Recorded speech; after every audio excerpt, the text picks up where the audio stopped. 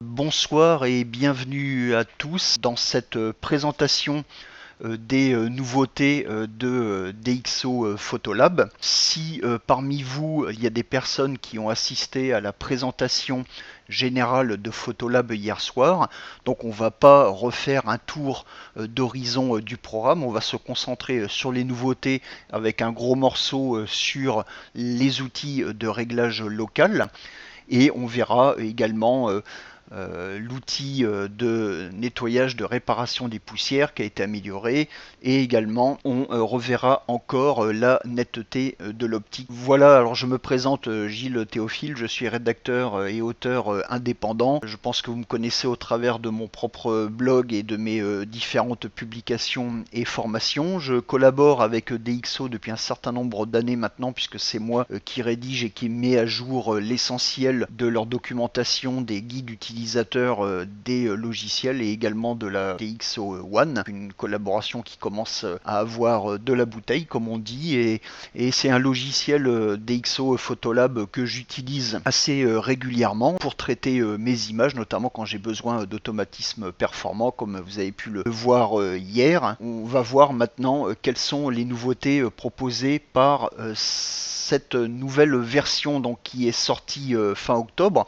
Donc vous savez que DxO Optics Pro est devenu Photolab. Pourquoi? Tout simplement parce qu'avec l'ajout des outils de retouche locale, on a maintenant vraiment un logiciel qui est extrêmement complet pour développer ces fichiers RAW essentiellement. Donc cette annonce de DxO Photolab a également été accompagnée de l'annonce importante, notamment le fait que DxO a racheté la technologie des Upoint, donc des points de contrôle NIC à Google, qui n'en faisait plus rien en fait. Donc c'est passé maintenant chez DxO. Donc la technologie a été intégrée à Photolab, comme vous allez le voir, et DxO s'est également porté acquéreur des plugins NIC Software qui sont disponibles au téléchargement gratuitement et qui devraient être revisités dans le courant de l'année prochaine. Ce qui nous intéresse ce soir, c'est Photolab.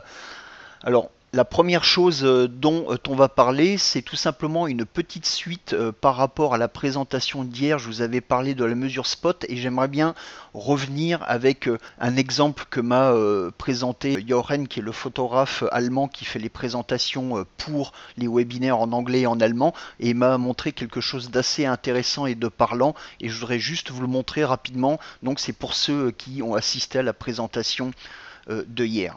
Alors donc je passe sur les photos de Jochen, je bascule ensuite dans l'onglet personnalisé. Alors c'est un autoportrait de Jochen qu'il a créé spécialement pour l'occasion. J'ai bien l'image avec l'autoréglage DxO standard. Et hier, si vous vous souvenez, dans le Smart Lighting, j'avais tenté de vous montrer la différence de fonctionnement entre le mode uniforme et le mode spot. Le mode uniforme, lui, s'applique à toutes les images en général, tandis que la mesure spot, elle va s'appliquer plutôt aux photos qui contiennent des visages. Donc il va y avoir une détection automatique des visages pour ajuster l'exposition de l'image en tenant compte de ces visages. C'est-à-dire qu'il y a tout simplement une optimisation automatique qui est faite. Alors ici en mode uniforme par exemple, alors Jochen pose devant sa fenêtre, il y a pas mal de haute lumière derrière lui, il y a pas mal de lumière dans l'arbre ici. Alors je vais afficher la photo donc en entier, voilà, comme ça c'est bon. Et regardez maintenant ce qui se passe si je passe du mode léger au mode fort. Vous voyez, il y a une remontée des lumières et des ombres. Par contre, l'écran commence à dériver complètement, d'où l'intérêt de la mesure spot. Maintenant, regardez, on va revenir au mode léger. Là, je vais sur mesure spot. On voit qu'un visage a été détecté. Vous voyez, si je clique sur l'outil, on voit que l'outil se trouve parfaitement sur le visage. Cet outil, en fait, il va tout simplement, donc, comme je vous ai expliqué, détecter le visage. Donc toute l'exposition va être adaptée à la photo en tenant compte de la présence de ce visage. Et vous voyez, si je passe en mode fort, J'éclaircis bien ma photo. Par contre, vous voyez, on ne dénature pas l'image, le visage reste parfaitement exposé et regardez au niveau des vêtements, il n'y a pas du tout de dérive dans les couleurs et de remontée brutale dans les ombres. Regardez, je repasse en mode uniforme, vous voyez, en mode fort, et là, je passe en mode mesure spot. Tout l'intérêt et l'efficacité de cette technologie. Voilà pour un petit rappel pour le Smart Lighting sur lequel je tenais vraiment à revenir aujourd'hui. Alors, on va revenir au sujet de ce webinaire. On va parler donc de réglages locaux. Alors, je vais aller chercher un certain nombre de photos. Par exemple, ici, on va parler de points de contrôle ou alors, je vais peut-être plus généraliste. Voilà, avec un ciel bleu, vous allez comprendre pourquoi. Donc, je passe dans l'onglet personnalisé et pour activer les réglages locaux, je vais tout simplement cliquer sur le bouton réglages locaux qui se trouve ici en haut dans ma barre d'outils supérieure. Alors, je clique dessus. Alors là, je suis en mode je suis en mode masque automatique. En fait, il existe plusieurs outils de réglage locaux dans DxO Lab. Alors, je fais un clic droit dans l'image pour afficher le menu radial. Et c'est ce menu radial qui va me permettre de sélectionner l'outil que je vais utiliser. Alors, on a le pinceau de retouche, on a le filtre gradué, on a le point de contrôle qu'on va voir maintenant, et on a le masque automatique, et on a également, bien sûr, un mode gomme. On a un bouton qui permet de créer un nouveau masque, c'est-à-dire, en fait, une nouvelle application de réglage local. Et on a également un bouton de réinitialisation. Alors pour sélectionner les points de contrôle, donc les fameux viewpoints qui sont issus de Nix Software et repris donc par DxO, vous voyez, je clique ici et on va voir comment ça fonctionne. En fait, c'est très simple. Alors ce que je voudrais faire, en fait, c'est masquer, voilà, la partie basse pour que vous ayez plus de place. Alors je vais essayer de faire mes démonstrations assez lentement, notamment les comparaisons avant-après, parce qu'apparemment hier ça posait un problème où les changements étaient assez brutaux. Alors c'est tout simplement dû au rafraîchissement d'image et au débit montant qui empêche d'avoir une vidéo vraiment ou une présentation parfaitement fluide. Donc je vais essayer d'y aller lentement. Alors ce que j'aimerais faire ici, avec mon point de contrôle, j'aimerais renforcer le bleu du ciel, donc j'aimerais le rendre plus dense, plus saturé, mais ce que j'aimerais également, c'est que ça n'affecte pas le reste de l'image, bien entendu. Alors là, comme on a une grande surface unie, on va pouvoir voir exactement comment ça fonctionne. Alors, vous voyez, j'ai mon pointeur de souris qui se promène, je vais me placer dans le ciel et je clique dessus.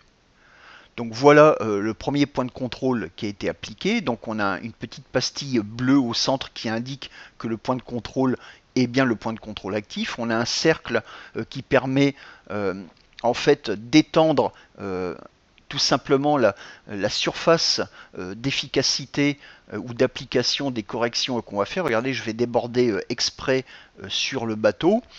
Et à droite, on a ce qu'on appelle l'outil qui contient tous les curseurs qui s'appelle le nom m'a échappé, ça va me l'égaliseur, voilà, ça m'avait échappé, excusez-moi, j'ai beaucoup travaillé aujourd'hui.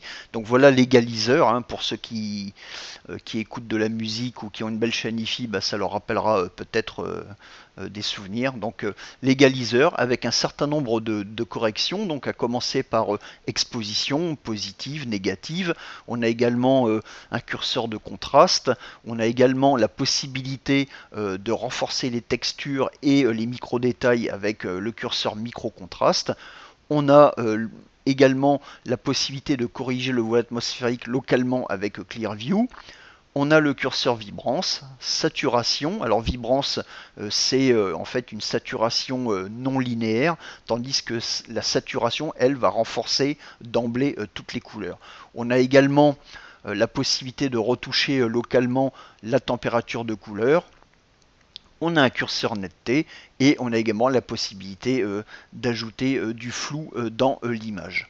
Voilà. Alors, je ne vais pas pouvoir vous montrer l'intégralité des outils en option parce qu'on a quand même beaucoup de choses à voir. Ce que je veux vous montrer ce soir, c'est le principe de fonctionnement. Et ensuite, moi, je vous invite à faire vos propres essais sur vos propres images. C'est comme ça que vous apprendrez de la manière la plus efficace possible. Et si vous n'avez pas encore DxO Photolab, bien entendu, vous avez une version de démonstration qui est disponible et dans laquelle vous pourrez faire tous les essais que vous souhaitez. Donc là, ce qu'on va faire, on va renforcer le bleu du ciel. Alors je vais augmenter sa densité avec le curseur exposition, par exemple. Alors je descends. Alors vous voyez, dès que je sélectionne un curseur, que j'agis dessus, en fait, il n'y a que le curseur concerné qui est affiché. Tout le reste disparaît, ça me permet de voir exactement ce qui se passe à l'image. Alors j'exagère un petit peu mes réglages pour que vous puissiez bien voir ce qui se passe. Donc là, j'ai une exposition de -1 IL à peu près. Vous voyez, donc ça a bien renforcé mon ciel. Et vous voyez, la petite pastille, et que je la déplace dans l'image, vous voyez, je décale l'effet vers la gauche. Et là, je décale l'effet vers la droite. Vous voyez?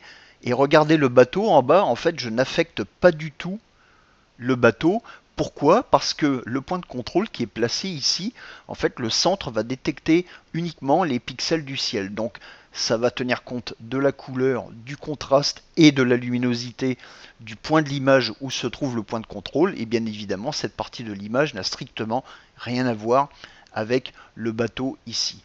Donc voilà, je vais prendre maintenant mon curseur saturation ou même les vibrance, vous voyez, pour renforcer un peu la teinte du ciel. Donc j'agis dans cette zone. Regardez, maintenant je prends mon cercle d'étendue de l'effet, vous voyez, et je vais le réduire vraiment au minimum. Vous voyez? Donc en fait, l'effet s'applique juste au centre ici, avec un effet de diffusion progressive vers l'extérieur du cercle. Regardez, là je déplace mon point de contrôle. Vous voyez, ma tache bleue se promène dans le ciel. D'accord? Donc voilà pour le principe vraiment de base de fonctionnement, mais c'est pas fini. Si par exemple j'ai envie de traiter une autre portion du ciel, si j'ai envie de m'amuser à mettre des taches bleues un petit peu partout, je vais utiliser un point de contrôle secondaire. Vous voyez, donc j'ai toujours mon petit pointeur qui se promène et je vais aller me mettre en haut à gauche et je vais cliquer ici. Et là, je crée un point de contrôle secondaire, d'accord, qui se reconnaît avec une pastille qui est différente du point de contrôle principal, et la même correction est affectée à ce point de contrôle. Regardez, je prends mon curseur exposition, et vous voyez, j'agis en même temps sur les deux points de contrôle. Vous voyez, là j'éclaircis, et là j'assombris. Et si j'en place un troisième à cet endroit, la même chose. Vous voyez, donc en fait, les points de contrôle secondaires sont liés au premier. En fait, il y a un chaînage tout simplement des corrections dans l'image. Par contre, si je souhaite traiter une autre partie de l'image avec d'autres réglages, en fait, ce que je vais faire, je vais tout simplement créer un nouveau masque. Vous voyez, dans la barre d'outils. Alors, la barre d'outils en bas, elle est sur Mac et sur PC, la présentation est différente, mais je n'ai pas de capture à vous montrer. Donc, je clique sur Nouveau masque. Je retourne dans l'image. Par exemple, je vais me mettre là, ici, en bas à droite. Vous voyez, je clique. Et là, j'ai un nouveau point de contrôle qui s'affiche avec mon égaliseur. Et évidemment, comme c'est un point de contrôle, c'est un masque qui est indépendant du premier masque que j'ai créé, évidemment, la correction ne s'applique pas. Donc vous pouvez jouer comme ça avec une très grande précision et les corrections vont se fondre parfaitement dans l'image. Alors bien évidemment, ce que je vous montre ici, il n'y a pas d'intégration à l'image pour vous montrer exactement comment ça fonctionne. Alors je vais revenir à mon premier masque, donc je clique sur le disque ici pour le réactiver et vous voyez maintenant je vais l'agrandir, regardez, si je le laisse ici évidemment ça ne va pas du tout affecter le bateau. Et maintenant je crée encore un nouveau masque, je me place dans le blanc de la coque ici, voilà, je clique ici, je vais éclaircir le blanc. Alors, vous voyez, le bateau la coque du bateau devient plus claire et je n'affecte pas le bleu du ciel. Un autre cas, Si par exemple je souhaite corriger une partie du ciel mais sans en affecter une autre, et ben, je vais pouvoir le faire grâce à un point de contrôle de protection. Alors je vais effacer tous ces masques, voilà, comme ceci, et on va créer un nouveau masque. Donc je retourne dans le ciel. Vous voyez, donc j'étends mon cercle au maximum.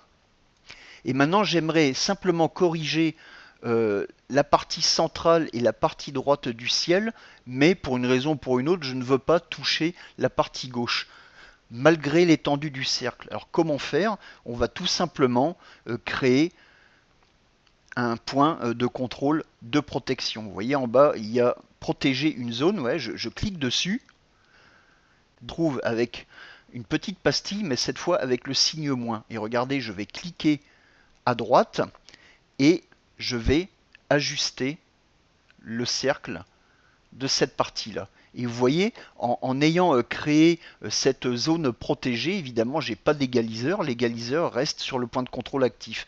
Maintenant, regardez, je réduis l'exposition. Vous voyez, ça agit partout dans le ciel et ça n'attaque pas franchement la partie où se trouve mon point de contrôle. Vous voyez, si je le déplace vers la droite, j'ai tout simplement la possibilité de protéger. Grâce à ce point de contrôle de protection, je vais tout simplement limiter l'effet de ma correction sur certaines zones de l'image.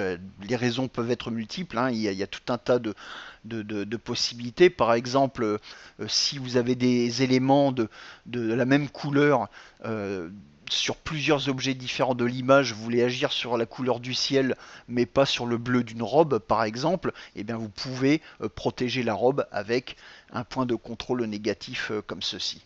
Donc voilà pour les points de contrôle donc, qui sont issus de la technologie Upoint de Nik Software maintenant qui est rentrée dans le giron de DxO.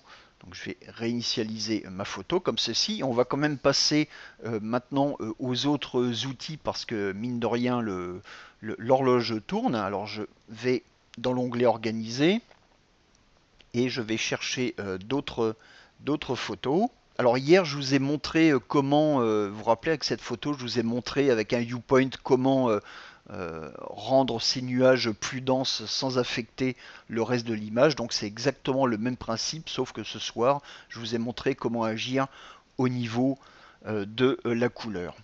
Alors je vais chercher maintenant une image pour vous montrer le filtre gradué. Voilà, comme ceci. On va prendre cette photo. Je retourne dans l'onglet personnaliser. Je vais la réinitialiser parce qu'il me semble que j'avais déjà effectué des corrections. Non, ça a l'air d'aller. Je vais agrandir pour que vous puissiez bien voir l'image. Alors cette fois, toujours dans les réglages locaux, je vais utiliser le filtre gradué. Alors le filtre gradué, c'est quoi? C'est tout simplement l'équivalent électronique et numérique du filtre que vous placez devant votre objectif. Donc un filtre avec la partie haute qui est sombre et la partie basse qui est transparente, tout simplement pour pouvoir équilibrer l'exposition entre le ciel par exemple et le sol. Mais là je vais vous montrer comment renforcer le ciel dans cette photo, renforcer la présence du ciel. Donc je clique sur réglages locaux, même chose, clic droit, dans le menu radial je choisis filtre gradué. Ensuite, mon pointeur de souris se transforme en croix comme ceci. Je vais tracer le filtre gradué dans l'image. Pour l'instant, il n'y a pas de correction. Je trace mon filtre gradué, voilà, jusqu'en bas, comme ceci. Et on peut voir un masque bleu qui est affiché, un masque cyan en fait, et qui est dégradé. Alors je vais déplacer la pastille comme ça du filtre gradué. Donc la partie en haut, ça présente tout simplement la zone de l'image où ma correction va être appliquée à 100% et vous voyez petit à petit vers le bas ça se dégrade. D'accord? Alors pour mon ciel, comment faire pour le rendre plus dense, pour renforcer sa présence? Bah écoutez, je vais tout simplement prendre le curseur exposition, je vais réduire un petit peu l'exposition, je vais monter le contraste, le micro-contraste également, Et je vais donner également un petit coup de Clear View, donc de correction de voile atmosphérique pour récupérer des informations dans les noirs. Je vais juste enlever l'affichage de l'égaliseur. Donc voilà mon ciel qui a été rattrapé. Vous voyez, si je compare à l'image précédente, alors ça c'est l'image avant, je laisse quelques secondes pour que vous puissiez voir le changement. Alors ça c'est l'image avant, maintenant je vais passer à l'image avec le filtre gradué. Donc vous voyez, simple, efficace. Alors vous allez me dire, oui, mais le problème c'est que le filtre gradué, il s'applique également devant la voile. Vous voyez? Donc on voit avec le masque coloré qu'effectivement le haut du bateau, la voile, est également assombri par les corrections que je viens de faire. Et bien vous pouvez très bien faire un clic droit, prendre la gomme par exemple, ou alors si vous voulez protéger les contours, vous pouvez également utiliser le masque auto. Mais regardez, je vais prendre la gomme et je vais passer dans la voile. Vous voyez? Et là, je retire tout simplement les corrections de la voile en me servant de la gomme. Alors je fais ça rapidement sans trop faire attention au contour parce que c'est quand même du travail qui demande un peu de précision. Vous voyez, donc là je peux retirer l'effet comme ceci. En bas à gauche, je peux ajuster la taille de ma gomme ou de mon pinceau. Voilà, on va essayer de faire ça quand même relativement proprement. Voilà, j'ai un petit peu débordé ici, bon c'est pas bien grave. Donc voilà comment retirer l'effet tout simplement du filtre gradué. Vous voyez, si je repasse le pointeur de la souris sur la petite pastille, on voit qu'il n'y a plus le voile coloré bleu sur la voile. Donc j'ai bien effacé, retiré l'effet, soustrait l'effet du filtre gradué de cette partie de l'image. Par exemple, si vous faites une photo d'un paysage avec un bâtiment et que vous tirez un filtre gradué, et bien après avec la gomme vous retirez tout simplement l'effet du filtre gradué. Alors j'espère que vous me suivez tous toujours. Je vais simplement vérifier s'il n'y a pas de remarques à propos du son ou de l'image. Est-ce que tout va bien pour l'instant de votre côté? Alors je profite pour répondre à une question, les compatibilités avec les tablettes Intuos. Alors en principe, vous pouvez utiliser une tablette Intuos pour piloter votre pinceau dans Photolab. En fait, c'est le pilote tout simplement de la tablette qui va déterminer les fonctionnalités. Mais pour l'instant, il n'y a pas encore d'intégration complète, comme tout ce qui concerne la pression, etc. Mais je sais que par exemple, donc l'ami Yoren, le photographe que vous avez vu en photo précédemment, lui utilise tout le temps une tablette Wacom dans Photolab. Donc ça fonctionne. Voilà pour le filtre gradué. Alors le filtre gradué, bien sûr, vous pouvez en appliquer plusieurs. Vous pouvez partir du bas, vous pouvez partir du haut, vous pouvez partir de la gauche, vous pouvez partir de la droite ou en diagonale, peu importe. Donc vous pouvez en cumuler plusieurs et vous pouvez évidemment le combiner avec les autres outils, avec le pinceau, etc. Alors en parlant de pinceau, justement, je vais retourner dans mon ciel bleu et on va faire quelques essais dans le ciel bleu, le comportement du pinceau en fait. Je vais agrandir un petit peu l'image pour que vous puissiez voir voilà, une surface à peu près unie comme ceci. Réglages locaux, clic droit et là je vais aller chercher mon pinceau. Alors le pinceau, donc je vais pouvoir ajuster sa taille. Et vous voyez dans le panneau d'information que vous pouvez fermer d'ailleurs, bien entendu, ou afficher à votre guise, on a un raccourci clavier pour la taille. Donc là, je suis sur Mac, je fais commande plus la molette de la souris. Si vous êtes sur PC, ce sera contrôle plus la molette de la souris. Et le contour progressif, c'est-à-dire la zone extérieure qui diffuse la correction. Et on peut voir dans la petite fenêtre noire qui s'affiche sous le pinceau, vous voyez donc le contour progressif qui diminue et qui augmente dans l'autre sens. D'accord? Sinon, vous pouvez utiliser les curseurs taille et contour progressif qui se trouvent ici. Je vais mettre le contour progressif, voilà, il est à 100%, flux et opacité, on verra plus tard. Alors regardez ce qui se passe. Je vais un petit peu réduire la taille du pinceau, pardon, et je vais tracer dans l'image. Vous voyez? Je trace comme ceci. Alors donc là, ce que vous voyez, c'est le masque cyan qui m'indique à quel endroit j'ai passé le pinceau. Regardez, je prends mon curseur exposition et je vais réduire l'exposition aux alentours de 1 diaph. Voilà, comme ceci. D'accord? Alors ça, c'est avec le contour progressif à 100%. Donc regardez les bords. Et maintenant, je vais régler le contour progressif à 50%. Et je trace une deuxième fois en dessous. Vous voyez le disque cyan, il est beaucoup plus abrupt que lorsque le contour progressif était réglé à 100. Regardez, maintenant je trace. Voilà, donc on a la même correction. Vous voyez, les bords sont beaucoup plus francs. Et évidemment, si j'élimine complètement le contour progressif, ouais, je trace. Voilà, et là, les bords sont parfaitement délimités. Donc voilà à quoi sert le contour progressif.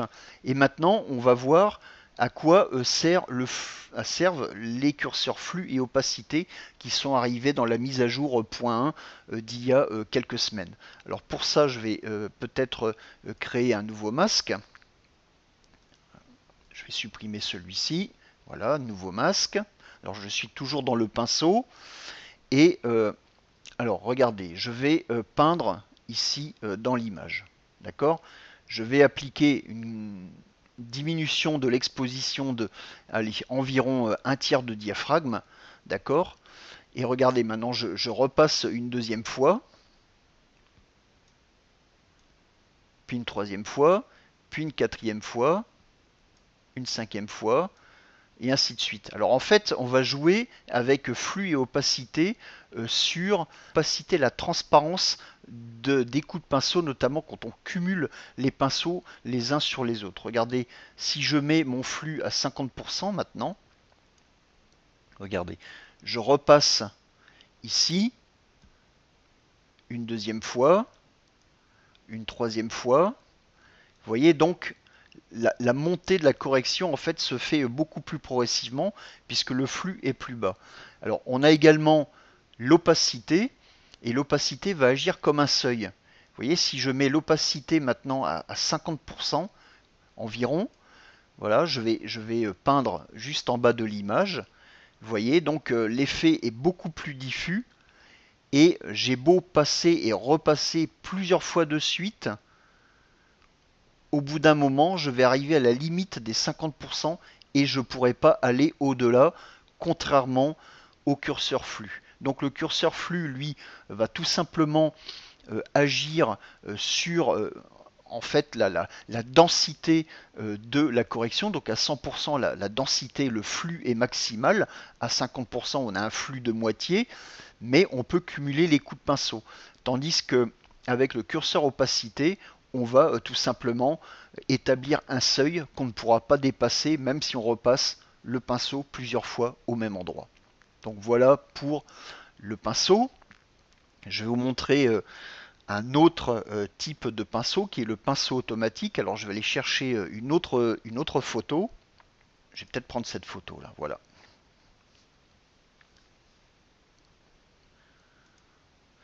Regardez, par exemple, j'aimerais intervenir uniquement sur le cheval pour l'éclaircir un petit peu et renforcer sa présence avec un peu de clarté. Alors comment faire? Alors je suis toujours dans les réglages locaux, clic droit, comme ceci, et je vais sélectionner le masque automatique.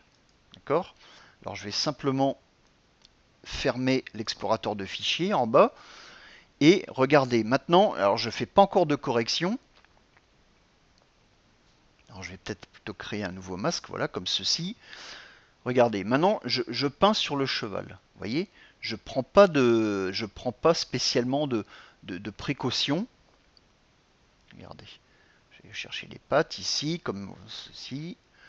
Voilà. Je vais déborder un petit peu. Voilà. Donc là, je recouvre mon cheval. Et maintenant, voilà mon égaliseur qui apparaît. Alors j'ai dit que je voulais l'éclaircir légèrement. Je vais prendre le curseur exposition. Regardez. Vous voyez?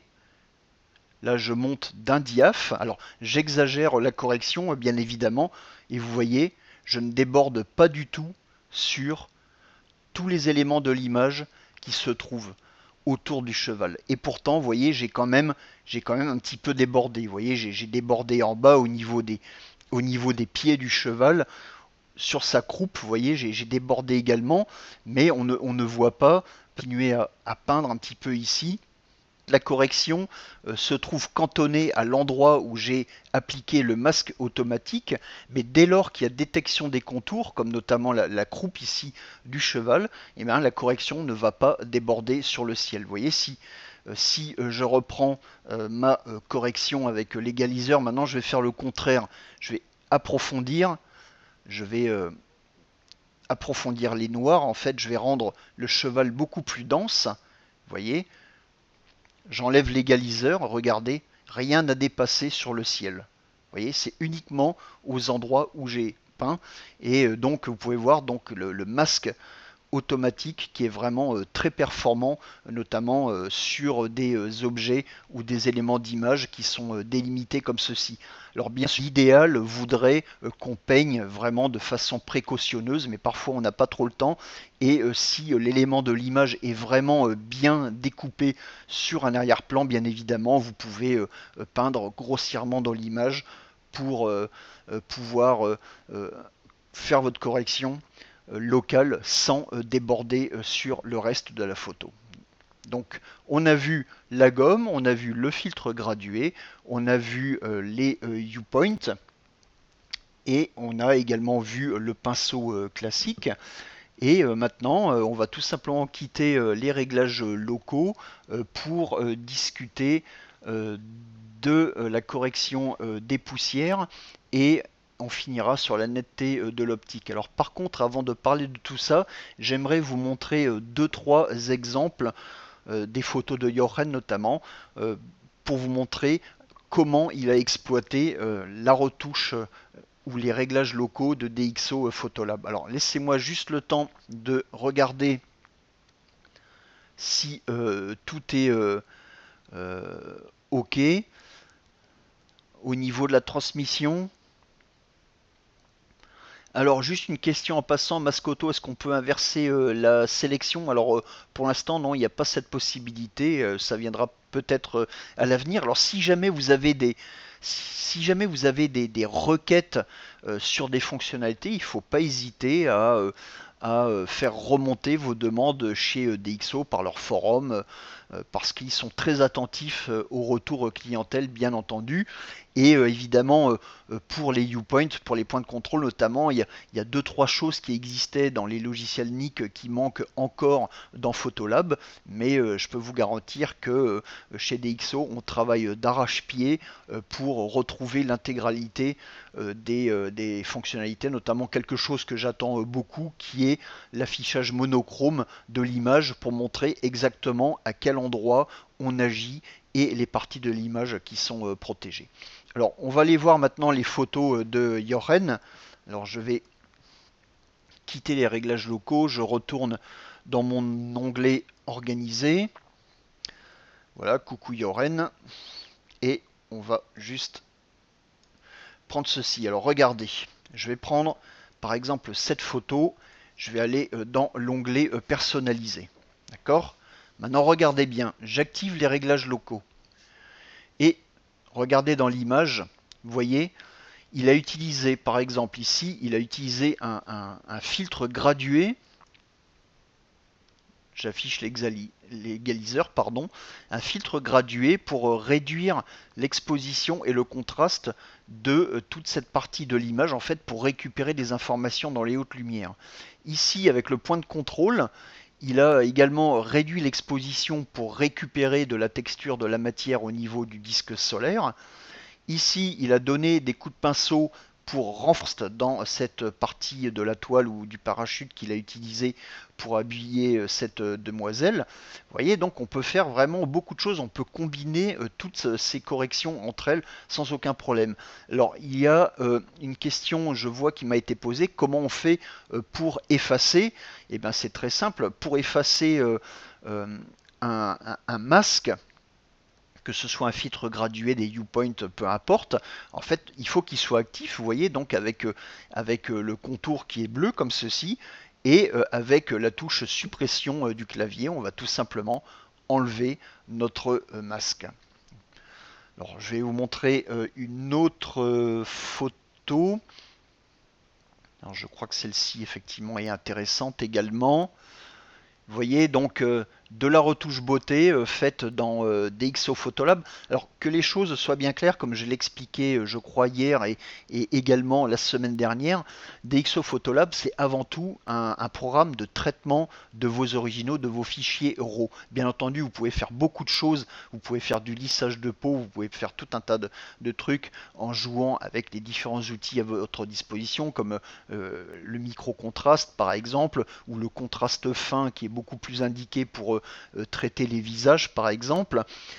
Mais si vous voulez faire ce qu'on appelle de la vraie retouche beauté, bien évidemment, il faut passer par des logiciels spécialisés, dont Photoshop pour ne pas le nommer, mais il y en a d'autres maintenant comme Affinity Photo. Et là, vous allez pouvoir faire de la séparation de fréquences, qui est vraiment la vraie technique professionnelle pour la retouche beauté. Il n'empêche que ici, on peut faire pas mal de choses. Regardez, je vais zoomer un petit peu dans l'image. Je vais me déplacer dans la photo comme ceci. Alors avec ce point de contrôle ici, l'exposition a été remontée, ainsi que le micro-contraste pour mettre en valeur les yeux. Sur ce coup de pinceau ici, à l'évidence, il y a eu un lissage un petit peu pour atténuer les petites ridules ici sous les yeux. Vous voyez, il y a vraiment beaucoup de choses qu'on peut faire. Ici, je crois que voilà, c'était un éclaircissement de cette partie des cheveux. Ici, un coup de pinceau pour réduire le contraste, certainement parce que les ombres et les hautes lumières, la différence était très marquée, et ainsi de suite. Vous voyez, vous pouvez travailler comme ça par petites touches. Alors évidemment, ça demande quand même beaucoup de temps. Donc voilà pour quelques démonstrations des réglages locaux et des exemples concrets qui ont été travaillés par le photographe allemand Joren, que je remercie au passage. Et maintenant, on va parler d'un autre type de correction locale qui est tout simplement l'outil réparation qui a été amélioré dans son fonctionnement. Alors, on va rester sur la même photo. Alors là, c'est la photo brute en fait. Regardez, je vais passer ici. Voilà, réinitialiser l'image complètement, tout simplement en appliquant l'auto-réglage. Quand vous ouvrez un fichier RAW directement dans Photolab, il va appliquer un certain nombre de corrections au niveau de la tonalité, au niveau du traitement du bruit. Et également, il y a le module de correction optique qui s'applique également automatiquement. Alors, je vais quitter les réglages locaux. Et là, je vais prendre le petit pansement qui se trouve dans la barre d'outils supérieure, comme ceci. Vous voyez, je clique dessus. Et ce petit outil va me servir à gommer des petites imperfections. Alors ça peut être des poussières dans le ciel, on va le voir tout à l'heure, mais ça peut également être un visage comme ici. Vous voyez, vous n'avez pas forcément envie d'aller dans Photoshop pour faire de la retouche beauté. Vous pouvez faire déjà pas mal de choses avec cet outil de réparation. Donc là, par exemple, vous voyez, il y a des petits boutons dans l'image. Je vais tout simplement cliquer dessus. Alors, je vais désactiver l'affichage des masques. Évidemment, je peux modifier la taille du pinceau, notamment avec le curseur qui se trouve ici en bas dans la barre d'outils. Vous voyez, et petit à petit, tous mes petits boutons là disparaissent. Alors c'est un travail fastidieux, hein, bien évidemment, hein, je ne vais pas faire le visage complet, sinon vous allez rater le film du dimanche soir, mais regardez là le petit défaut ici.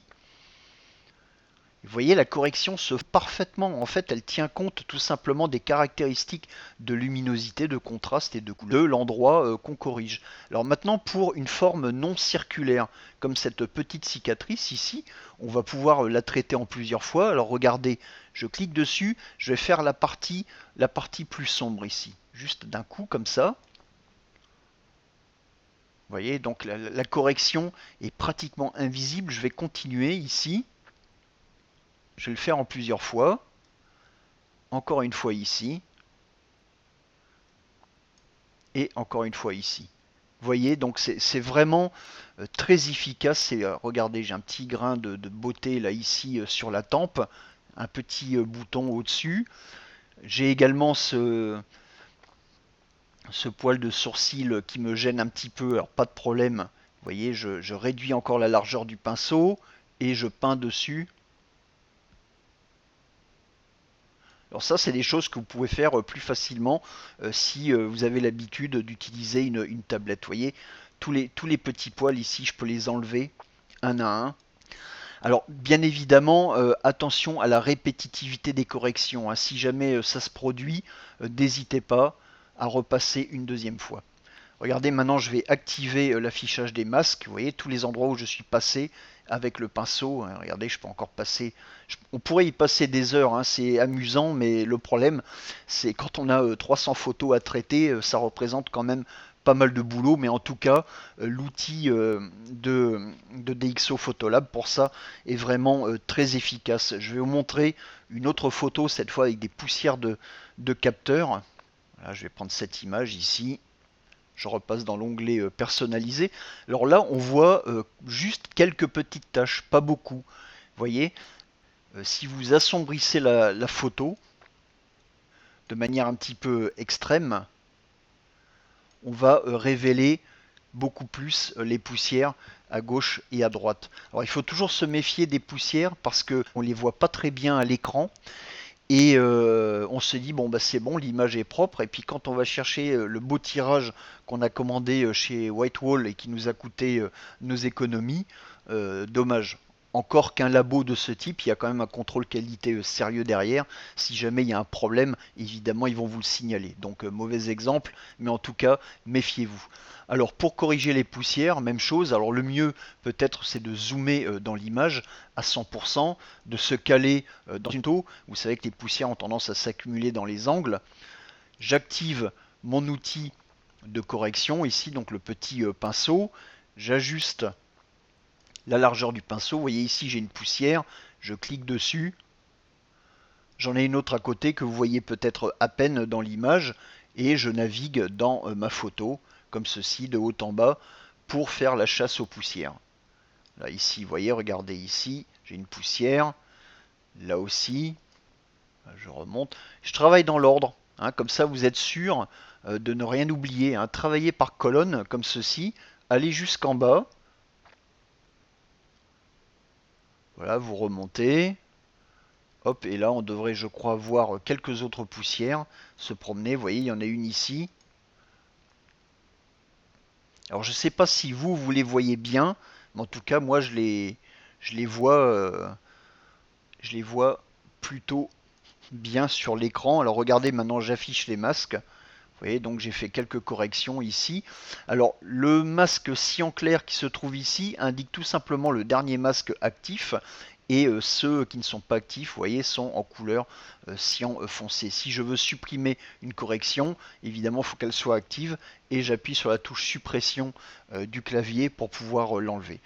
Alors, c'est difficile de trouver des images aujourd'hui avec des poussières. Ça, c'est vraiment une vieille photo que j'ai exhumée de mes archives où il y avait pas mal de poussière dans le ciel. Donc voici un petit exemple encore de l'efficacité. Alors la semaine dernière, on m'a mis au défi d'enlever des éléments dans l'image. Alors je vais retourner dans l'onglet Organiser. Je vais retourner dans le projet général et je vais reprendre cette photo. Je retourne dans Personnaliser. Alors on m'a dit, tiens, tu pourrais avec cet outil enlever le poteau ici avec les projecteurs. Alors on va faire l'exercice. Alors je vais essayer d'enlever ce poteau avec cet outil. Alors je vais peut-être me rapprocher un petit peu pour travailler étape par étape. Donc je clique sur mon petit pansement comme ceci.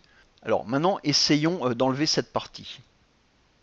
Alors je passe le pinceau dessus. Je désactive l'affichage des masques. Pour l'instant, c'est pas mal. Pourquoi? Parce qu'on a un fond uni. Maintenant, on va continuer.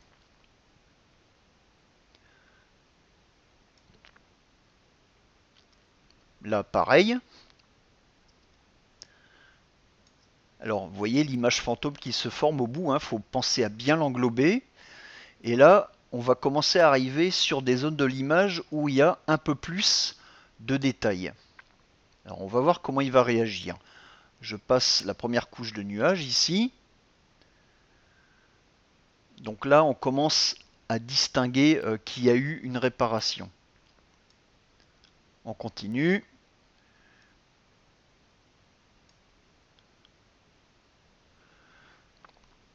Alors en fait, on distingue qu'il y a une réparation tout simplement parce qu'il y a du contenu d'image dupliqué. Donc à la limite, ce que vous pouvez faire, c'est essayer de retoucher derrière par petites touches.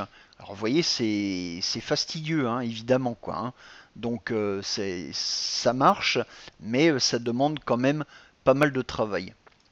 Alors évidemment, comme c'est vous qui avez fait la retouche, il n'y a que vous qui saurez et qui remarquerez si il reste des traces. Alors je continue ici jusqu'à la ligne d'horizon. Voilà, je vais continuer maintenant cette partie. Alors vous voyez ici, ça duplique la correction. Alors, on va l'éliminer un petit coup. Voilà, donc on a un effet de duplication. Vous voyez, donc c'est alors il faudrait ajuster évidemment le diamètre du pinceau, c'est beaucoup de temps, vous voyez, on commence à avoir un petit peu des images fantômes, mais enfin en tout cas peu importe, maintenant on va revenir en arrière et effectivement on a pu enlever le poteau. Ce que vous pouvez faire, hormis les poussières par exemple, évidemment vous pouvez l'utiliser pour enlever les traînées de condensation ici. Pour ça, ça va être extrêmement efficace, il n'y a aucun problème, vous voyez, donc la correction ici est invisible. Et là, je vais enlever la mouette qui se trouve ici. Voilà, et puis ici j'ai un petit détail pareil qui me gêne. Et vous voyez que même lorsqu'on s'approche des bords, comme c'était le cas du poteau ici, quand on s'approchait d'autres éléments, on n'a pas de phénomène d'image fantôme comme on peut le voir dans certains autres outils. Donc voilà pour l'outil réparation qui est très efficace pour les petits détails, qui est très efficace pour les poussières, qui permet d'enlever des éléments simples à condition que le fond derrière soit quand même relativement uni pour les meilleurs résultats. Mais encore une fois, si c'est pour faire de la transformation d'image, de la retouche, c'est-à-dire modifier le contenu d'une image, bien entendu, il faut passer par un logiciel spécialisé. Mais en tout cas, Photolab vous propose déjà. Dernière étape, on va revenir sur la netteté de l'optique parce que c'est une nouveauté de DxO Photolab. En fait, l'outil lui-même n'est pas une nouveauté en soi, mais c'est tout simplement ces algorithmes qui ont été améliorés. En fait, la netteté de l'optique ou la netteté de l'objectif, ça fait partie des modules optiques DxO. Lorsque vous utilisez un couple boîtier-objectif qui a été analysé par les laboratoires de DxO et qu'il est compatible, donc qui peut profiter de ce module de correction optique, celui-ci va corriger le vignettage et il va également corriger la distorsion et il va optimiser le piqué de vos images. Alors comment ça fonctionne? En fait, le principe de base est très simple, c'est-à-dire que toute l'image est analysée et évidemment sur un objectif, sur n'importe quel objectif, le centre de l'image est toujours beaucoup plus piqué que sur les bords. Je vais vous montrer un exemple tout à l'heure avec une autre photo de Joren, un exemple assez spectaculaire. Et en fait, la netteté de l'objectif, elle va tout simplement permettre d'homogénéiser la netteté de l'image, donc tout simplement renforcer la netteté des pixels en adaptant ce renforcement de netteté à la position du pixel dans l'image. Et je peux vous garantir que cette fonction de netteté d'objectif a vraiment un impact important et très efficace sur la netteté de vos photos. Regardez, je vais zoomer ici à 100%. Regardez, maintenant je vais faire une comparaison avant-après. Alors ici on a la netteté de l'objectif qui est appliquée. Alors ça a été fait avec un zoom Canon 100-400. Je vais dans la palette détail et là on peut voir netteté de l'optique qui est appliquée. Donc c'est un réglage automatique, hein, tout simplement. Regardez, maintenant je désactive la netteté de l'optique. Vous voyez, on a beaucoup moins de texture ici au niveau des pierres. Regardez. Là, je remets en route. Vous voyez cette montée des textures, hein, c'est assez efficace et spectaculaire. On peut aller voir ça sur une autre photo, par exemple. On va revenir. Alors non, ça c'est un JPEG, pardon. On va aller voir cette image que j'ai déjà montrée hier. Vous voyez, regardez cette partie là de la voile. Voilà, regardez, je vais désactiver la netteté de l'optique. Vous voyez la différence? Regardez. Voilà. Avec la netteté de l'optique, je vais me mettre ici. Regardez bien cette partie-là. Avec la netteté de l'optique, maintenant, je la retire. Vous voyez, donc on a tout de suite une perte de piqué. Je reviens à netteté de l'optique. Et on peut voir également la structure, la texture de la voile de l'autre bateau, là, qui est derrière. Regardez, netteté de l'optique on. Et maintenant, j'enlève la netteté de l'optique. Vous voyez la différence? Ici, ça se noie un peu dans du flou comme ça. Alors je suis à 100% hein, d'agrandissement pour vous montrer l'effet. Donc netteté de l'optique qui est appliquée automatiquement aux images et qui permet de donner de la pêche aux photos. Et ça ne concerne pas que les objectifs d'entrée de gamme, hein. Évidemment ça profite, et ça profite même d'autant mieux aux objectifs de qualité. Alors je vais vous montrer un exemple que m'a prêté Yoren. Ici, je me suis placé à gauche de l'image, donc ça a été pris avec un zoom Nikon 1424, et comme tous les objectifs de ce type, eh ben, le rendement est un peu moins bon en périphérie. Donc regardez, alors là on a la netteté de l'optique qui est appliquée, donc on a toutes ces structures qui sont bien nettes. Vous voyez, regardez, maintenant je clique sur comparer en haut. Regardez, ça c'est l'image avant. Alors, hormis la différence au niveau du traitement d'exposition, regardez au niveau de la netteté. Maintenant, je relâche ce bouton comparer avec la netteté de l'objectif, sans la netteté de l'objectif. On va peut-être, on va revenir, voilà, on va enlever les autoréglages. C'est-à-dire tout ce qui est correction, j'ai enlevé tout ce qui est correction d'exposition, etc. D'accord? Donc là, on n'a que la netteté de l'objectif, donc là qui est on, voilà, et ça c'est avant. Avant, après. Alors l'éclaircissement, c'est également dû à la correction du vignettage. Alors on va aller dans la palette lumière, on va désactiver la correction du vignettage, voilà, comme ceci. Et je reviens dans la netteté de l'optique, hein, je veux vraiment que vous voyez bien, voilà, l'image avant. Alors on a également la distorsion que je vais désactiver, l'image après et l'image avant. Avant, après. Avant, après. Je vais me déplacer à droite dans la photo. Donc netteté de l'optique on. Et là, netteté de l'optique off. Alors, il y a juste quelque chose qui ne va pas. Voilà, je vais peut-être enfin finir par trouver quel réglage me perturbe dans la démonstration. On va recommencer. Donc là, c'est l'image avec la netteté de l'objectif on. Je clique sur comparer. Donc c'est moins net. Et là, c'est plus net. Je vais aller vraiment sur les bords de l'image. On. Et maintenant, off.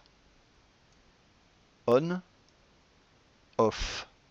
D'accord? Je vais passer de l'autre côté. Donc là, c'est on. Et maintenant, off. On. Off. Donc voilà pour la netteté de l'objectif.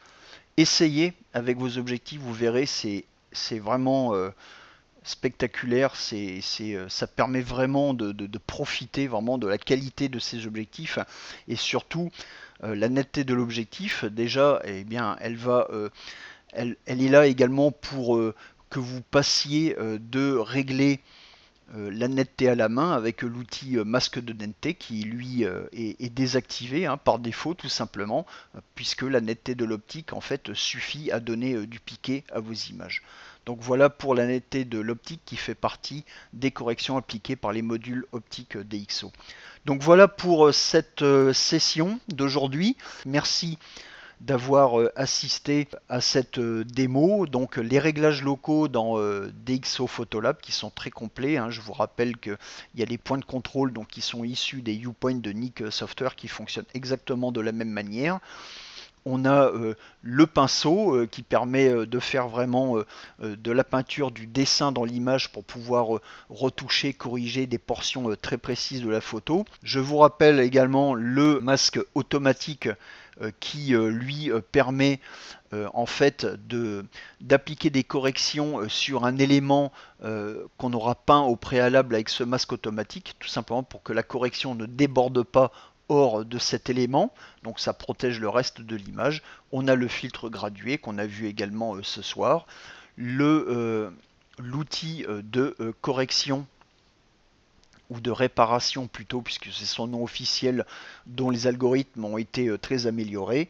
Et enfin, vous avez revu la netteté de l'objectif, qui est vraiment un outil sur lequel on n'intervient pas en général, mais qui est extrêmement puissant et efficace pour optimiser le piqué de vos images.